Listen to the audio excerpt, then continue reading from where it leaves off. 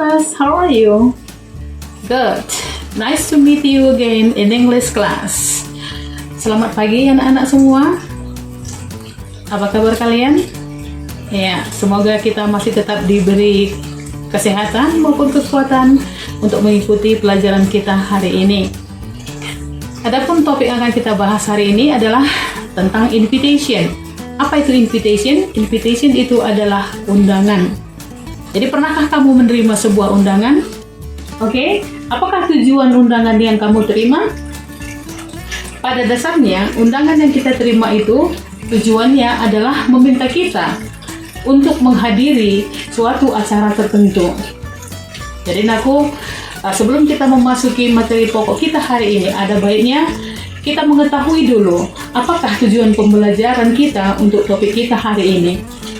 Kita akan membicarakan hal tersebut berikutnya. Kita lihat penjelasannya. Tujuan pembelajaran kita hari ini, yang pertama, kita mampu membedakan fungsi sosial, struktur teks, dan unsur kebahasaan beberapa teks khusus dalam bentuk undangan resmi dengan memberi dan meminta informasi terkait kegiatan sekolah atau tempat kerja sesuai dengan konteks penggunaannya. Yang kedua, kita mampu menangkap makna secara kontekstual terkait fungsi sosial, struktur teks, dan unsur kebahasaan teks khusus dalam bentuk undangan resmi, lisan ataupun tulisan terkait kegiatan sekolah ataupun tempat kerja. Inilah tujuan pembelajaran kita hari ini. Now we are going to discuss about invitation. According to the Oxford Learning Dictionary, definition of invitation is a spoken or written request to somebody to do something or to go somewhere. Jadi menurut Oxford Learner's Dictionary, definisi daripada invitation adalah menyampaikan kepada seseorang baik secara lisan maupun tulisan untuk melakukan sesuatu ataupun pergi ke suatu tempat.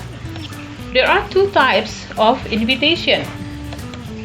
The first, formal, yaitu undangan yang bersifat resmi ataupun formal. The second, undangan yang bersifat informal, ya, yang bersifat tidak resmi. Now we discuss about the first form, formal invitation. A formal invitation is an invitation which follows a dignified form, tone, or style in agreement with the established norms, customs, or values. Jadi formal invitation itu adalah undangan yang gaya dan bentuknya resmi ataupun formal, sesuai dengan norma, kebiasaan, ataupun nilai-nilai yang telah ditetapkan. Now, what is the social function of formal invitation?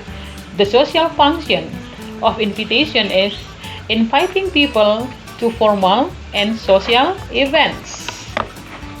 Jadi fungsi sosial dari invitation adalah mengundang orang ke acara atau untuk menghadiri acara baik formal ataupun acara sosial. For example, an invitation to the opening of school. Undangan ke acara pembukaan sekolah. Second, an invitation to a graduation ceremony. Undangan untuk menghadiri acara kelulusan ataupun wisuda. The third, an invitation to a wedding, etc. Jadi yang ketiga, undangan untuk menghadiri acara pernikahan. Jadi inilah bentuk-bentuk formal invitation. Berikutnya kita akan membahas tentang struktur teks daripada formal invitation. Ya, the common format of a formal invitation. Jadi bentuk yang biasa digunakan dalam formal invitation. The first line is the name of the person who invite. Jadi baris pertama adalah nama orang yang mengundang. Next, the second line is the request for participant. Jadi baris kedua adalah permintaan untuk bisa hadir pada acara yang dimaksud. The third line is the name of person invited. Jadi baris ketiga itu adalah nama dari orang yang akan diundang. The fourth line is the occasion for invitation. Jadi baris keempat itu berisi acara yang akan diadakan. The fifth line is the time and date of the occasion. Jadi baris kelima adalah waktu dan tanggal acara.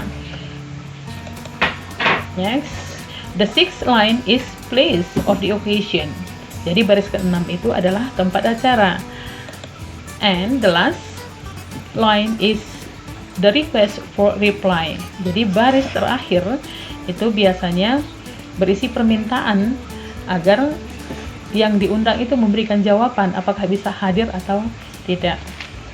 Baiklah, sekarang kita akan mencoba melihat unsur kebahasaan yang digunakan di dalam formal invitation. Linguistic characteristic of formal invitation: using simple, precise, and concise words. Kata-kata yang digunakan biasanya dalam bentuk sederhana, tepat, dan ringkas. Next, giving detailed information. Jadi memberikan informasi yang detail atau secara terperinci. Next, the tone should be friendly and sincere. Nada bahasanya sebaiknya bersahabat dan tulus. Next, words should be chosen carefully. Kata-katanya sebaiknya dipilih secara hati-hati. And then the style of writing should be formal.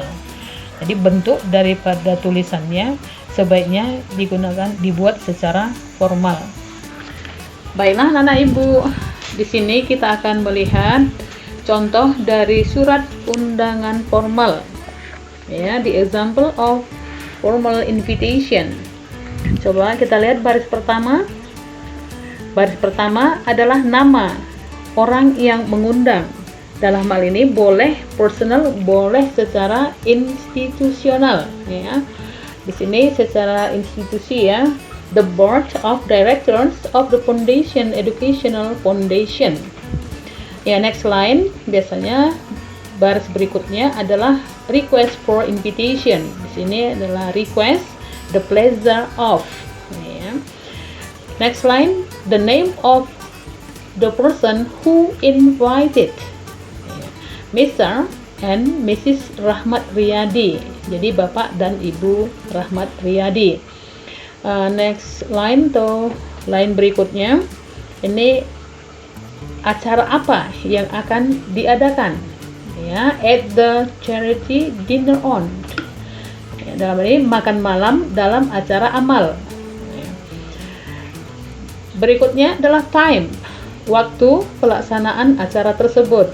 Saturday, hari Sabtu, the 23rd, tanggal 23 of December, bulan Desember.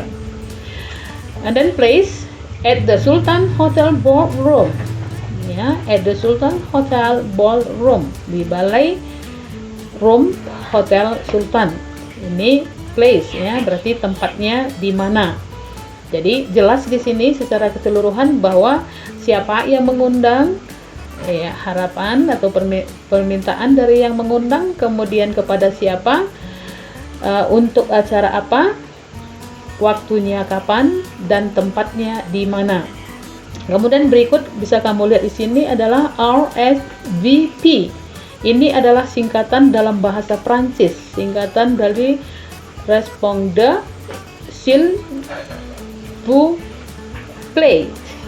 Itu singkatan dari kata tersebut dalam bahasa Prancis. In English means please reply. Please reply, atau dalam bahasa Indonesianya tolong diberikan balasan.